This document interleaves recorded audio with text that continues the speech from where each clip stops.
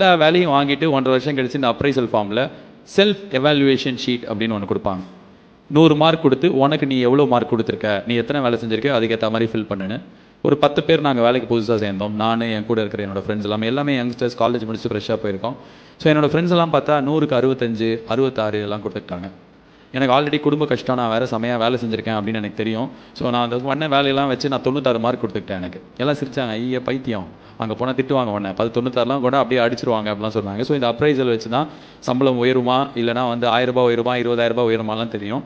So அந்த appraisal மீட்டிங்கில் 65 mark கொடுத்து 60 மார்க் கொடுத்து போன என் ஃப்ரெண்ட்ஸ் எல்லாருக்குமே என்ன சொல்லியிருக்காங்க, ஓ மேலே நான் வச்ச நம்பிக்கையோட, நீ வச்ச நம்பிக்கையோட நாங்கள் நிறையா நம்பிக்கை வச்சுருக்கோம். +5 70 மார்க் இருந்தா போ, நீ எவ்வளோ போட்டிருக்க 60, நான் உனக்கு 65 போடுறேன் போ அப்படின்னு அமைச்சிருக்காங்க. எனக்கு போனேன், நான் 96 மார்க் போட்டிருந்தேன். எனக்கு அவங்களும் அதே 96 மார்க் போட்டு நீ நல்லா வேலை செஞ்சுருக்க போன்ட்டாங்க. ஒரு மாதத்துக்கு அப்புறம் அவங்க எல்லாரோட சம்பளமும் 1000 ரூபாய், 500 ரூபாய், 850 ரூபாலாம் ஏறிச்சு. எனக்கு 22,500 ரூபாய் ஆச்சு. என்னோடய லைஃப்பில் என்னோடய முதல் லெசன் அது.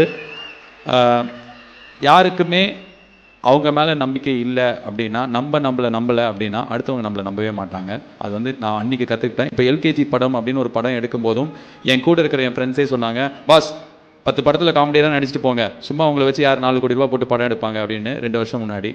இல்லைடா, யாராவது ப்ரொடியூசர் கிட்ட போய் 4 கோடி ரூபாலாம் போயிடும் பாஸ், அதெல்லாம் வேணாம், நீங்கள் நடிச்சுட்டு போங்க, 30 படம் 2 வருஷத்தில் பண்ணிடலாம் அப்படின்னாங்க. இல்லை வேணாம், அந்த 30 படத்தில் வந்து மொக்கையாக நடிக்கிறதுக்கு நான் எனக்கு ஒரு நல்ல படம் எடுத்துப்பேன்னு நினச்சி என் மேலே இருக்கிற நம்பிக்கையில் நான் போனேன். இன்றைக்கி 5 கோடி ரூபாய் போட்டு எடுத்த படம் கிட்டத்தட்ட 4 மடங்கு ப்ராஃபிட் அதை எடுத்தவங்களுக்கு கொடுத்துருக்கு. காரணம் என்ன அப்படின்னா, மற்றவங்க நம்மளை நம்பலாமல் இருக்கலாம், ஆனால் somewhere you have to believe your self.